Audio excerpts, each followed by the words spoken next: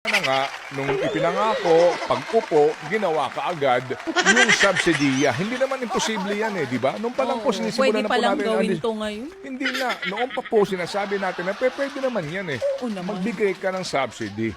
Doon din kayo hahantong. Kaya tuloy ngayon, yung isa, Naghahabol hindi, yung isa na mamayagpag. Oo. Sa magsasabi na, ginagawa nyo lang yan. Kasi, Tiniming kasi. Oo, binubudol na naman kayo. Ayun na nga.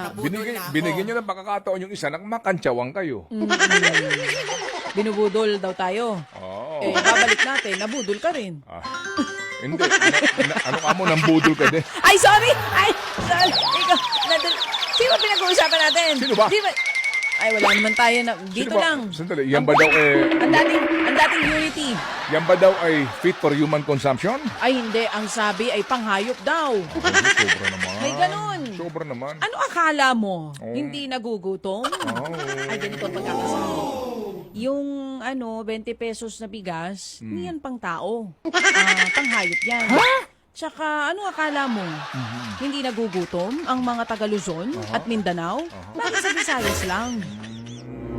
May ganun. Ganun. Tsaka may closed door meeting, nakita ko kanina Kung tama ang nakita ko, dun sa closed door meeting, taray may buffet, ha? Nasa Linman po tayo. Ba't may nakita ko? Kasi may nakita ko yung mga lalagyan ng pagkain. Alam mo yung pag may party? Sino Yung nag-meeting? balik nyo. Tama, sabi ni Direk Sino Joey. yung closed door meeting? Yung mga governors. Kasama ang ating, di ba?